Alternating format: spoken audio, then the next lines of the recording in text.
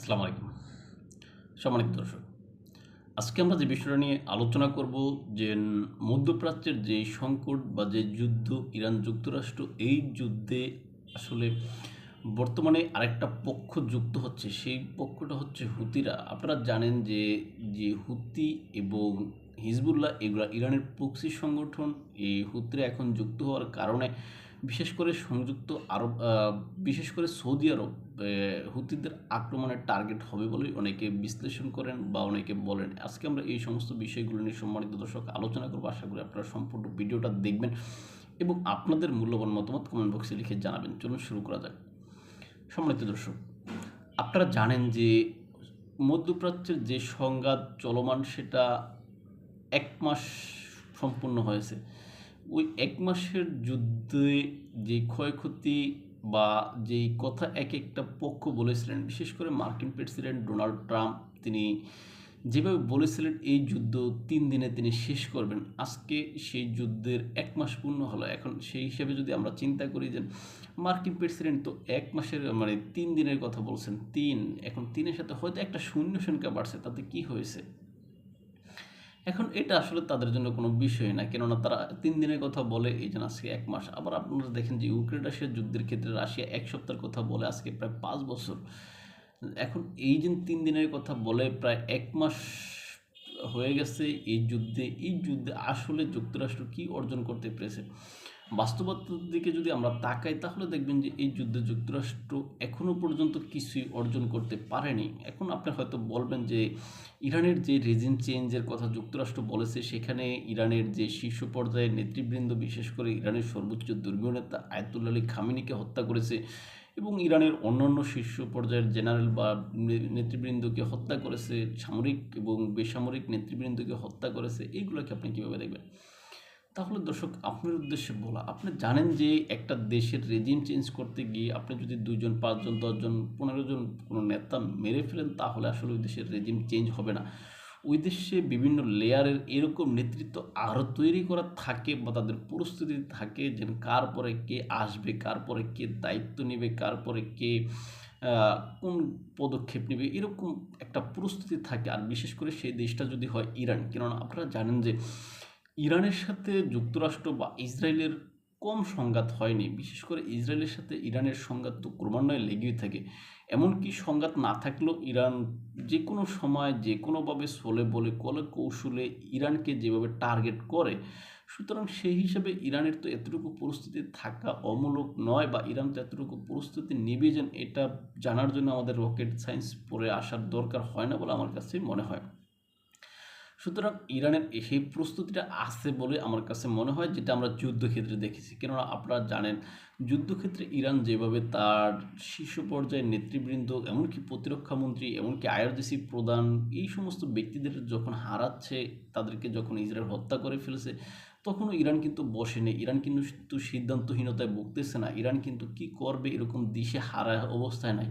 অর্থাৎ ইরান সুনির্দিষ্ট লক্ষ্যবস্তুতে, ইসরায়েলের সুনির্দিষ্ট লক্ষ্যবস্তুতে বা যুক্তরাষ্ট্রের স্বার্থ সংশ্লিষ্ট বিষয়ে একদম সুনির্দিষ্টভাবে বা সুনিপুণভাবে কিন্তু আঘাত হানছে। সুতরাং সেই দিকে যদি আপনারা দেখেন, সেটা আসলে ইরান যে হতাশাগ্রস্ত এটা বলা যাবে না। সুতরাং ইরান তার লক্ষ্যে, অভীষ্ট লক্ষ্যে স্থির হয়ে দাঁড়িয়ে আছে। এখন আপনি দেখেন যে যুক্তরাষ্ট্র যখন একটা হুমকি দিয়েছিল যে ইরানের যে পানির যে ইরানের যে আপনার কি বলে যে তেল শোধনাগার বা পানির পাম্প এরকম কিছুতে হামলা করবে, সরি বৈদ্যুতিক অবকাঠামোতে হামলা করবে, তখন ইরানও কিন্তু পাল্টা হুমকি দিয়েছিল, আমরাও মধ্যপ্রাচ্যে এরকম হামলা করবো। অর্থাৎ ইরান আবার এখানে দেখেন ইসরায়েল যখন ইরানের যেই বৈদ্যুতিক অবকাঠামোতে হামলা পরিচালনা করেছে, ইরান কিন্তু বসে রয় না। ইরান কিন্তু ইসরায়েলের যে পারমাণবিক স্থাপনা আছে ওই স্থাপনার কাছাকাছি বা স্থাপনা লক্ষ্য করে কিন্তু হামলা পরিচালনা করেছে। এখন যদিও স্থাপনার উপরে সরাসরি পড়েনি, আশেপাশে পড়েছে, হ্যাঁ। তারপর আপনি দেখেন যে গতকালকে ইরান যে হামলাটা পরিচালনা করেছে, বিশেষ করে ইসরায়েলের অর্থনৈতিক যে অঞ্চল রয়েছে সেই অঞ্চলের ভিতরে, এমনকি আপনারা জানেন যে মরুভূমিতে ইসরায়েলের একটা যেই আপনার নবায়নযোগ্য যে জ্বালানি, যেন সোলার প্যানেল বসিয়ে বৈদ্যুতিক জাতীয় গ্রেডিজেন বিদ্যুৎ উৎপাদনের একটা প্রক্রিয়া রয়েছে, সেই স্থাপনায় কিন্তু হামলা পরিচালনা করে ব্যাপক ক্ষয়ক্ষতি করেছে, ব্যাপক ধ্বংসযজ্ঞ সেখানে চালিয়েছে। সুতরাং এগুলো দেখলে আপনি ইরানের যুদ্ধটাকে বা ইরান যে হতাশাগ্রস্ত এটা বলতে পারবেন না। অর্থাৎ ইরান মানে সুনির্দিষ্ট টার্গেট করে যে হামলা পরিচালনা করে, ওই হামলায় যেই পরিমাণ ক্ষয়ক্ষতি হয়, এমনকি বর্তমানে মানে এই যুদ্ধে যে ইসরায়েলের যেই ক্ষতির পরিমাণ সেটা অন্য অন্য সকল যুদ্ধ থেকে ছাড়িয়ে গেছে। এমনকি মার্কিন যুক্তরাষ্ট্র এখানে যে অবস্থায় পড়েছে, যে সেরেদেমা কেঁদেবাসী অবস্থার ভিতরে পড়েছে, সেটাকে আপনি কীভাবে মূল্যায়ন করবেন? সেটাকে কি আপনি হালকা করে দেখবেন? ইরানের ক্ষেত্রে এটা হালকা করে দেখার বর্তমানে সুযোগ নেই। কেননা আপনারা জানেন মধ্যপ্রাচ্যের সকল দেশগুলো এখনও পর্যন্ত যে যার যার মতো অবস্থান করতেছে। ইরানের পাশে একটা বন্ধু রাষ্ট্র আছে বলে মনে হয় না। তবে সিরিয়া আপনারা ইরাকের ক্ষেত্রে ঘটনাটা হয়তো বা ভিন্ন। ইরাক পরোক্ষভাবে হয়তো বা ইরানকে সমর্থন করতে পারে, সেটা আলাদা হিসাব, কিন্তু প্রকাশ্যে এখনও ওইরকমভাবে ঘোষণা দেয়নি। ইরাকের কিছু কর্মকাণ্ডে আমরা হয়তো এটা ধরে নিতে পারি ইরাক ইরানের পক্ষে রয়েছে। এখন সেই ক্ষেত্রে সেই ইরান এখনও যেন টিকে আছে, চীন রাশিয়ার ভূমিকা এখনও প্রকাশ্য না। চীন রাশিয়ার ভূমিকা পরোক্ষভাবে যদিও ইরানের পক্ষে হয়তোবা, তারপরও ইরান যতটুকু নিজের সামর্থ্য রয়েছে অতটুকু শক্তি দিয়ে সে লড়ে যাচ্ছে। আপনারা দেখেন মার্কিন প্রেসিডেন্ট ডোনাল্ড ট্রাম্প তিনি বলেছেন ইরানের সেনাবাহিনী শেষ করে দিয়েছেন, ইরানের নৌবাহিনী শেষ করে দিয়েছেন, ইরানের আইআরজিসি শেষ করে দিয়েছেন, কিচ্ছু না, এরকম কথা কিন্তু তিনি বলেছেন। হ্যাঁ, আপনারা দেখেন যে পশ্চিমা দেশগুলোই বা পশ্চিমা যে সমস্ত মিডিয়া রয়েছে তারাই কিন্তু এখানে ইরানের বিষয়ে মূল্যায়ন করে। তারা মূল্যায়ন করে কি বলতেছে, ইরানের যে মিসাইল সক্ষমতা রয়েছে তার 3/1 অংশ হয়তো বা যুক্তরাষ্ট্র ধ্বংস করতে পেরেছে। এখন যুক্তরাষ্ট্র ধ্বংস করতে পেরেছে কীভাবে? ইরানের মিসাইল প্রকল্পে আঘাত এনে? আমার কাছে সেরকম মনে হয় না, কেননা এখনও পর্যন্ত ওইরকম কোনো মারাত্মক ধরনের খবর আসেনি যে ইরানের বড় ধরনের মিসাইল প্রকল্পে বা বড় ধরনের ড্রোন কারখানাতে হামলা করেছে, এরকম খবর আসেনি। সুতরাং ইসরায়েল বা যুক্তরাষ্ট্র যে হামলা করে, ওই হামলার পরিপ্রেক্ষিতে ইরান যে হামলা করে পাল্টা মিসাইল মারে, সেইখানে ইরান তার মিসাইল হয়তো বা ক্ষয় করেছে, এরকমটা প্রতিবেদনে বোঝানো হতে পারে বলে আমার কাছে মনে হয়। এখন সেই যুদ্ধের এই অবস্থাতে এসে আপনি দেখেন যে ইসরায়েলকে লক্ষ্য করে লেবানন থেকে হুতিরা যেভাবে হামলা পরিচালনা করেছে ইরানের পক্ষ হয়ে, সুতরাং সেই হামলাতে ইরান কিন্তু পুরা দিশেহারা অবস্থার মতো অবস্থা। হ্যাঁ, ইরান কিন্তু সেই এখানে ইসরায়েলকে সেই হুতিদের দমনের জন্য লেবাননের ভিতরে তার স্থল অভিযান পরিচালনা করতেছে। স্থল অভিযান পরিচালনা করার জন্য তারা যে ট্যাঙ্ক বহর পাঠিয়েছে, সেখানেও ইসরায়েলের বিপর্যয়ের খবর আপনারা জানেন। এখন সেই অবস্থার ভিতরে হুতিদেরকে দমন করার জন্য ইসরায়েল দক্ষিণ লেবাননে ব্যাপক পরিমাণে হামলা চালাচ্ছে, বিমান হামলা এবং স্থল অভিযান হামলা। সেখানে আপনারা জানেন যে হুতিদেরকে যাতে আপনার লেবাননের সেনাবাহিনী যাতে কোনো সহযোগিতা করতে না পারে, এই জন্য ওই দক্ষিণ ইসরায়েল এবং দক্ষিণ লেবানন এবং উত্তর লেবাননের ভিতরে যেই সংযোগ সেতুগুলো রয়েছে সেই সেতুগুলো ধ্বংস করে দিয়েছে ইসরায়েল। এখন এই অবস্থার ভিতরে এখানে ইসরায়েলের লক্ষ্য যে সেই দক্ষিণ লেবাননটা সে দখল করে নেওয়ার একটা পরিকল্পনা তার রয়েছে। এখন সে দক্ষিণ লেবাননটা দখল করে সে নিতে পারবে কিনা সেটা নিয়ে হয়তো সন্দেহ রয়েছে। তবে আপনারা জানেন যে ইসরায়েল যখনই কোনো সুযোগ পায়, যখনই যুদ্ধ বাঁধে, তখন সে একটু একটু করে যে কোনো দেশ থেকে, যে কোনো পক্ষ থেকে সে কিন্তু ভূমি দখলের চেষ্টা করে। এখন বর্তমান যে সুযোগ তার কাছে এসেছে, সে এখানেও লেবাননের ভূমি দখল করার জন্য চেষ্টা করতেছে। এখন কতটুকু সফল হবে বা হুতিরা সেখানে কতটুকু দমন করে রাখতে পারবে ইসরায়েলকে, সেটা হয়তো সময় বলে দেবে। আর এখানে সরি, আমি হুতিদের কথা বলে ফেললাম, কিন্তু এটা হুতি না, এটা হচ্ছে গিয়া আপনার ওই হ্যাঁ, হুতিরা কতটুকু সেখানে হিজবুল্লাহ কতটুকু এখানে দমন করে রাখতে পারবে ইসরায়েলকে, সেটা হয়তো দেখা যাবে। আর অন্যদিকে আপনারা দেখেন যে ইয়েমেনের যে হুতি, তারা কিন্তু ঘোষণা দিয়েছে তারা এই যুদ্ধে তারা সরাসরি অংশগ্রহণ করেছে। এখন এই যুদ্ধে হুতিরা যখন অংশগ্রহণ করেছে তখন সবচেয়ে বেশি চিন্তার কারণ হয়ে দাঁড়াচ্ছে সৌদি আরবের জন্য। কেননা হুতিদের সবচেয়ে বড় টার্গেট হয় বা কাছাকাছি যেই স্থানটা থাকে, কাছাকাছি যেই দেশটির থাকে, সেটা টার্গেটে পরিণত হয় সৌদি আরব।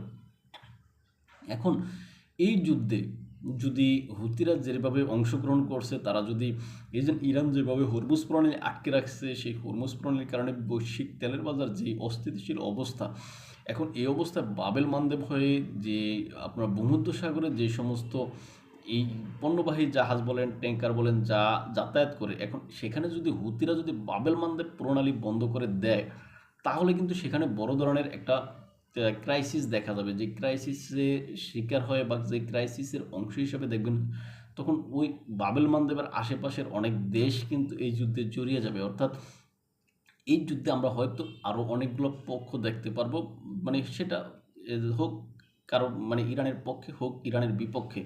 এখন সেই অবস্থার ভিতরে গিয়ে শ্রী এখন সেই অবস্থার ভিতরে গিয়ে মানে বর্তমানে দেখা যাচ্ছে যে এই যুদ্ধের পরিমাণ আরও বিস্তৃত হবে বলেই অনেক বিশ্লেষকগণ মনে করেন। এখন হুতিরা যদি বাবেল মান্দেব প্রণালীকে যদি আটকে দেয়, হুতিরা যদি এই আপনার এই বাবেল মান্দেব যেই প্রণালী এটা যদি হুতিরা আটকে দেয়, তাহলে দেখা যাবে যে আপনার যে অবস্থা তৈরি হবে বৈশ্বিক বাজারে, সেটা আরও মারাত্মক আকার ধারণ করবে। এখন এই সমস্ত সমস্যা বা এই সমস্ত যে ক্রাইসিস, এই ক্রাইসিস মোকাবেলা করার জন্য আপনারা জানেন যে গতকালকে আপনার পাকিস্তান, তারপর এই আহ, আপনার যারা যুদ্ধে মধ্যস্থতা করতেছে, এই সমস্ত মধ্যস্থতাকারী পক্ষগণ তারা আলোচনায় বসেছে। সেই আলোচনাতে তারা একটা পক্ষ আসেছে, সেটা হচ্ছে সৌদি আরব। এখন সৌদি আরব কিন্তু এখানে মধ্যস্থতাকারী কোনো পক্ষ না। এখানে পাকিস্তান, তুরস্ক এরা হয়েছে মধ্যস্থতাকারী পক্ষ। এখন এখানে সৌদি আরব কেন, মানে সৌদি আরবের পররাষ্ট্রমন্ত্রী কেন এখানে থাকলো, সেই বিষয়টা নিয়ে অনেকের হয়তো প্রশ্ন রয়েছে। এখন এই যে গতকালকের যে আলোচনাটা, এই আলোচনাটাকে অনেকে হয়তো মনে করতেছে যে হরমুজ প্রণালীর যে অবস্থা, সেই অবস্থাকে বাদ দিয়ে, মানে সেই হরমুজ প্রণালীকে বাদ দিয়ে বিকল্প কোনো পথে তেল সরবরাহ করা যায় কিনা, এইটার জন্য মূলত তারা একটা বৈঠকে বসেছে বা এটার একটা বিকল্প পথ বের করতে চাচ্ছে। এখন সম্মানিত দর্শক, যে আমেরিকা বা মার্কিন বা পশ্চিমাদের পক্ষ থেকে যতই বলা হচ্ছে যে যুদ্ধ দ্রুত শেষ হবে, কিন্তু যদি যুদ্ধ দ্রুত শেষ হয়ে যাওয়ার কথা থাকে বা পরিকল্পনা থাকে, তাহলে তো ওই যে বিকল্প তেলের পাইপলাইন তৈরি করার তো পরিকল্পনার কথা না। এখন এই যে বিকল্প ব্যবস্থার কথা যেহেতু চিন্তা করা হচ্ছে, সেহেতু এই যুদ্ধ আরও দীর্ঘায়িত হবে বলেই অনেক বিশ্লেষকগণ মনে করেন। এখন যুদ্ধ দীর্ঘায়িত হলে এই যে বাংলাদেশের মতো যে সমস্ত তৃতীয় বিশ্বের দেশগুলো রয়েছে, এদের মারাত্মক পরিমাণে ক্ষতি হচ্ছে বা হবে, এটাই বাস্তব। এখন সেই অবস্থার পরিপ্রেক্ষিতে আপনি দেখেন যে মধ্যপ্রাচ্যের দেশগুলা তারা যে অবস্থার ভিতরে আছে, তারা এই যুদ্ধ কোনো কোনো দেশ দ্রুত শেষ করতে চায়, কোনো কোনো দেশ এই যুদ্ধে যে আরও মারাত্মক হোক বা আরও বিস্তৃত হোক বা আরও দীর্ঘদিন টিকে থাকুক, এটা চায়। কেননা আপনি দেখেন যে সৌদি আরবের যে পরিমাণ ক্ষয়ক্ষতি, মানে যত হামলা, ইরানের যে হামলা, সে হামলায় আপনি দেখেন যে সৌদি আরবের তুলনামূলক কিন্তু ক্ষয়ক্ষতি কম। এখন সৌদি আরবের যেহেতু তুলনামূলক ক্ষয়ক্ষতি কম, আরেকটা এখানে কিন্তু গুরুত্বপূর্ণ বিষয়, আপনি দেখেন যে মধ্যপ্রাচ্যের যে যুদ্ধ, এই যুদ্ধে আপনার ইরানের প্রায় 2000-এর মতো লোক মারা গেছে, লেবাননের প্রায় 1200-র মতো লোক মারা গেছে, তারপরে থেকে আপনার এই জন্য সৌদি আরব বলেন, সংযুক্ত আরব আমিরাত বলেন বা এই জন্য বাহরাইন বলেন, এই সমস্ত দেশে যেই লোকগুলো মারা গেছে, একটা লোকও কিন্তু আপনার যে বিশেষ করে সংযুক্ত আরব আমিরাত, বাহরাইন, তারপরে হচ্ছে আপনার সৌদি আরব, এখানে 2-4 জন যে লোক মারা গেছে, এরা কিন্তু একজনও কোনো সেই আরব জনগোষ্ঠী না। এরা হচ্ছে বিভিন্ন দেশ থেকে কাজ করতে যাওয়া, বিভিন্ন দেশ থেকে যে আপনার ওই দেশে গিয়ে অর্থাৎ বিভিন্ন দেশের যে প্রবাসী ব্যক্তিগণ, তারা তাদের কর্মস্থলে শহীদ হয়েছেন বা নিহত হয়েছেন। এখন সেই যুদ্ধে এরা তো আসলে এই দেশগুলা, মানে আপনি দেখেন বাংলাদেশের কোনো লোক, বাংলাদেশের কোনো শ্রমিক ওই সমস্ত দেশে গিয়ে কাজ করা অবস্থায় সে, হ্যাঁ, আপনার নিহত হয়েছে। সে বাংলাদেশ কিন্তু হাজার হাজার মাইল দূরে এই দেশ থেকে, যুদ্ধে বাংলাদেশের কোনো সম্পর্কও নেই, অথচ বাংলাদেশের লোক ওই সৌদি আরবে মারা গেছে বা বাহরাইনে মারা গেছে বা আরব আমিরাতে মারা গেছে। এখন সেইটাকে আপনি কীভাবে দেখবেন? এখন আরবদের যখন রক্ত ঝরে না, সৌদি আরবের কোনো নিজস্ব লোক মারা যায় না, তখন তো তারা এই যুদ্ধ সহজে বন্ধ করবে না। যদি তাদের নিজস্ব লোক মারা যেত, তাদের নিজস্ব সন্তান মারা যেত, তখন তারা এই যুদ্ধ বন্ধের জন্য কিন্তু দেখতেন দ্রুত পদক্ষেপ নিতে চেষ্টা করতো। কিন্তু নিজস্ব লোক যেহেতু মারা যায় না, তাহলে এই যুদ্ধ তারা বন্ধের কোনো পরিকল্পনা সহজে নিচ্ছে বলে আমার কাছে মনে হয় না। এখন এই যুদ্ধে সবচেয়ে কম মানে ক্ষতিগ্রস্ত কম সৌদি আরব, এটা বলেছিলাম। এখন সৌদি আরব কম ক্ষতিগ্রস্ত, এটার পিছু হয়তো অনেক কারণ আছে, অনেক যুক্তি আছে। কেননা ইরান এই মুহূর্তে সৌদি আরবকে মানে মারাত্মক ক্ষতি করতে চাচ্ছে না, বা সৌদি আরবের সাথে যেহেতু মুসলিম বিশ্বের একটা কি বলে যে সিম্পিতি সৌদি আরবের প্রতি রয়েছে, এখন সেই হিসেবেও মুসলিম বিশ্বকে যাতে মানে ইরানের বিপক্ষে না যায়, এই জন্য ইরান হয়তো বা সৌদি আরবকে এখানে কিছু করতে চাচ্ছে, মানে কম ক্ষতিগ্রস্ত করছে বলে আমার কাছে মনে হয়। সম্মানিত দর্শক, এখন এই যে হুতিরা যেহেতু এই যুদ্ধে অংশগ্রহণ করেছে, হুতিরা যেহেতু এই যুদ্ধের একটা অংশ হয়ে গিয়েছে, এখন হুতিরা অংশগ্রহণ করার কারণে বাবেল মানদেব যে প্রণালী রয়েছে, সেই প্রণালী এখন হুমকির মুখে পড়বে। হুতিরা দেখবেন যে এই প্রণালী বন্ধ করে দেবে। আপনাদের হয়তো মনে থাকার কথা যে এর পূর্বে, অর্থাৎ এই যে হামাসকে সহযোগিতার লক্ষ্যে কিন্তু বা হামাসকে সমর্থন করে কিন্তু হুতিরা কিন্তু এর পূর্বে এই বাবেল মানদেব কিন্তু বন্ধ করে রেখেছিল।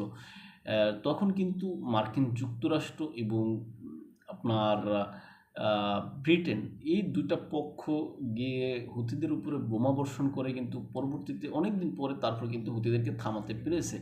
এখন এই বর্তমান যে অবস্থা তৈরি হচ্ছে, এই অবস্থার পরিপ্রেক্ষিতে হুতিদেরকে কীভাবে থামানো হবে, বা হুতিরা যদি এই পূর্ণ মানে সরাসরি যদি অংশগ্রহণ, মানে সরাসরি যদি গুরুত্বপূর্ণ কোনো দেশে হামলা করে বসে, তখন হয়তো পরিস্থিতি অন্যরকম হতে পারে বলে আমার কাছে মনে হয়। সম্মানিত দর্শক, এই বিষয়ে আপনি কী ভাবেন বা আপনি কী মনে করেন, সেটা আপনি কমেন্ট বক্সে লিখে জানাতে পারেন। আর আমাদেরকে যদি আপনারা ফলো করতে চান, তাহলে ইউটিউব এবং ফেসবুকে সব কথা নামে, ইনস্টাগ্রাম, টিকটকে এনাথের নামে দেখতে পারেন। আল্লাহ হাফেজ।